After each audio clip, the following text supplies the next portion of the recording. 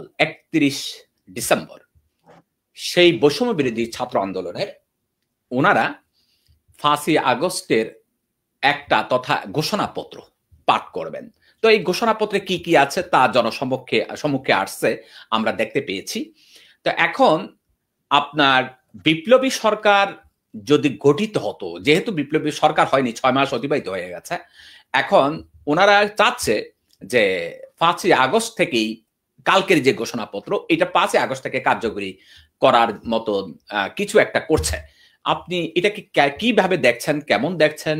আসলে যেহেতু সরকার সামনে নির্বাচন, এগুলা কি আবার কোনো ফ্যাসিস্টের আবির্ভাবের কোনো গন্ধ আমরা পাচ্ছি কিনা, কি মনে করছেন?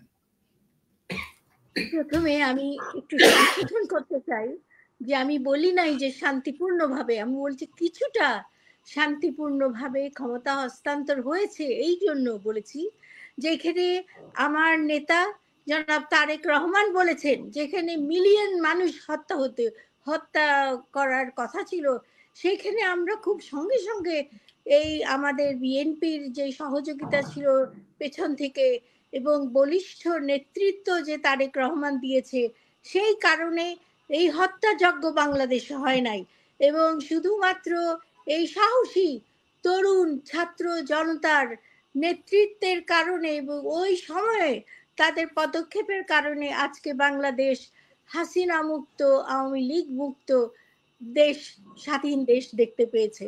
সেই জন্য প্রথমেই আমাদের তাদেরকে স্মরণ করতে হবে যারা মারা গিয়েছে, যারা এখনো আহত আছে এবং তাদের সবার চিকিৎসার ব্যবস্থা, তাদের এটা একেবারেই সবচেয়ে প্রথম কাম্য যে যারা নিহত এবং যারা আহত আছেন তাদের পরিবার এবং তাদেরকে সবচেয়ে ভালো চিকিৎসার ব্যবস্থা দেশে অথবা বিদেশে করা উচিত এবং এই দাবিটা আমি জানাই।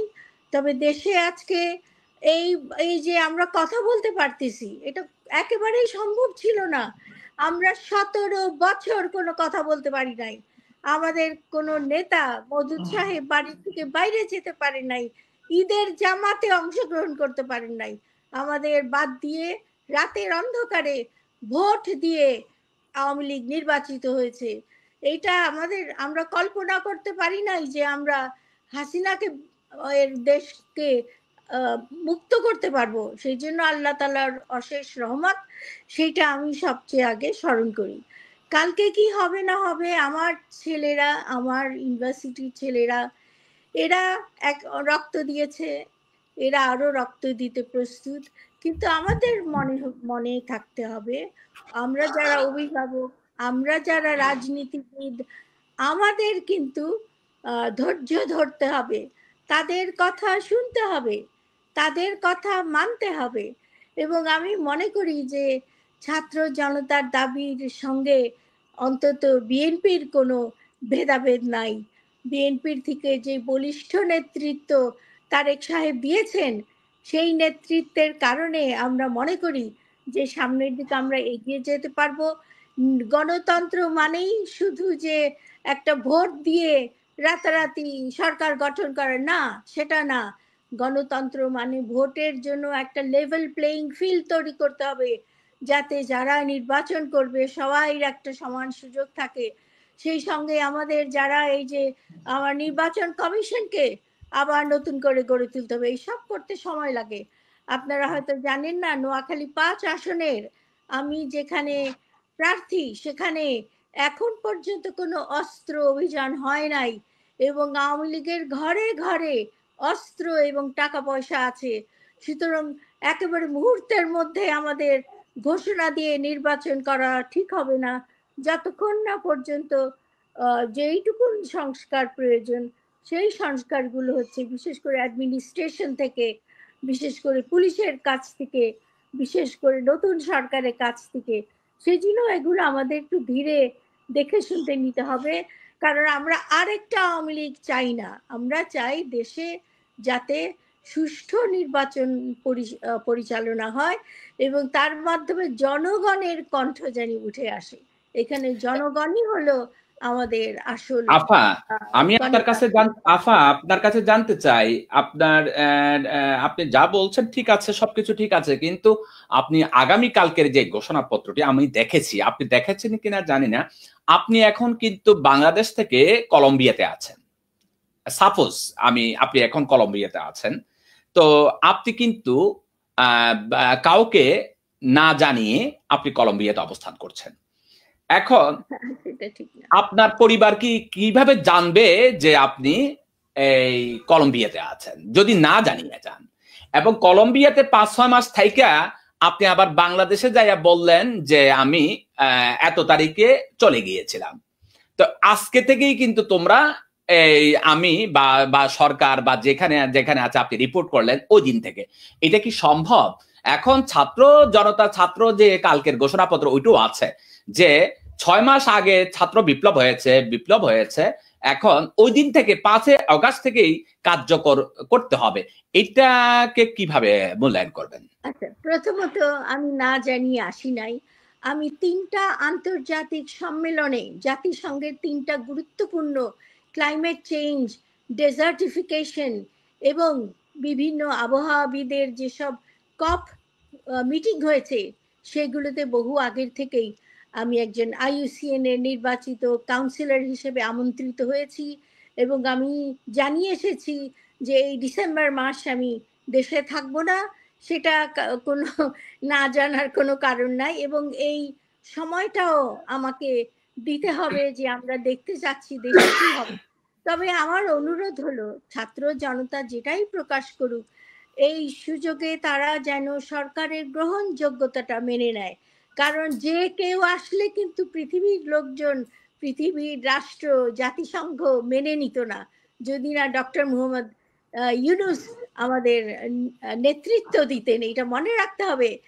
কারণ এখানে আমাদের আমাদের স্বীকৃতি, বাংলাদেশের এই নতুন স্বীকৃতি, এটা সবকিছু নির্ভর করবে আমাদের গ্রহণযোগ্যতাটার উপর। সেই জন্য আমি অনুরোধ করব, সবাইকে অনুরোধ করব একটু ধৈর্য ধরতে, যাতে আমরা এই যে কিছু ভুল ভ্রান্তি হয়েছে বা হচ্ছে এখন সেইগুলো যাতে আমরা বাদ দিতে পারি এবং অতি দ্রুত সময়ের মধ্যে, যেটা এই নতুন সরকার ঘোষণা করেছে যে আবশ্যকীয় সংস্কারগুলি করার পরে, যেগুলো অ্যাডমিনিস্ট্রেটিভ যেগুলোকে বলে সংস্কার, সেগুলি তো করতেই হবে। আপনার ইলেকশন কমিশনকে বদলাতে হবে।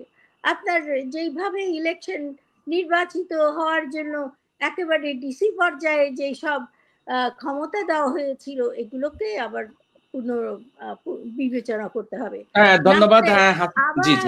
আবার সেই একইভাবে নির্বাচন করে আবার একটা দল আসবে, এটা কিন্তু বিএনপি চায় না। বিএনপিও চায় যে যত দ্রুত সম্ভব আবশ্যকীয় সংস্কার করে তারপরে নির্বাচন করতে। ধন্যবাদ হাসনা আপা। ছোট্ট একটা মানে একদম সংক্ষিপ্ত 1 সেকেন্ডের একটা প্রশ্নের উত্তর। আপনি একজন সাবেক প্রধানমন্ত্রীর সহধর্মিণী, আমাদের ব্যারিস্টার মওদুদ আহমেদের সহধর্মিণী নয়, শুধু পল্লী কবি জসিম উদ্দিনের আপনি খুব আদরের কন্যা এবং ঢাকা বিশ্ববিদ্যালয়ের এক সময়ের আপনি শিক্ষকতা করেছেন ঢাকা বিশ্ববিদ্যালয়ে থেকে। এখন আপনি ছোট্ট আকারে জানতে চাই যে আসলে কি নির্বাচন হচ্ছে কিনা? ডক্টর মোহাম্মদ ইউনূস যে বলেছেন 25-এর শেষ অথবা 26-এর শুরুতে, আপনি একজন বিজ্ঞ রাজনীতিবিদ হিসাবে কি বলবেন? কেমন দেখছেন আসলে নির্বাচন হচ্ছে কিনা? ছোট্ট আকারে জানতে চাই। একজন সাধারণ নাগরিক হিসাবে আমি দাবি করতেই পারি ডক্টর ইউনূসের কথা মতো এই দেশে অবশ্যই নির্বাচন হবে এবং দ্রুত হবে, যত তাড়াতাড়ি সম্ভব। সেই ব্যাপারে বিএনপিরও আস্থা আছে। সেই জন্য আমাদের একটু ধৈর্য ধরতে হবে এবং সবাইকে মিলেমিশে এই কাজটা করতে হবে। শুধুমাত্র একা একা নির্বাচনে গেলে হবে না। সেই জন্য আমি খুবই একান্ত মনে বিশ্বাস করি যে এই ডক্টর মোহাম্মদ ইউনূস ক্ষমতা থাকার জন্য আসে নাই এবং তাড়াতাড়ি সংস্কারগুলো না করার আপা, পরে উনি আসে নাই, আমরাও জানি ডক্টর মোহাম্মদ নির্বাচন ইউনূস হবে। কিন্তু ক্ষমতায় আসে নাই, কিন্তু ডক্টর মোহাম্মদ ইউনূসের হাতে কি ক্ষমতা আছে কি মনে করেন? হ্যাঁ, নিশ্চয়ই আছে। তিনিই তো দিক নির্দেশনা দিচ্ছেন। জাতিসংঘে তার কথাই সবাই শুনছে। অন্যান্য রাষ্ট্র, আমেরিকা সহ ইউরোপিয়ান সারা ইউনিয়ন পৃথিবী তার শুনছে কথাই আপা, সারা শুনছে। পৃথিবী, আমি সারা পৃথিবীর কথা বলছি, সারা পৃথিবীর হ্যাঁ, সারা পৃথিবী রাষ্ট্রনায়করা তার তার কথাই কথাই শুনছে। শুনছে।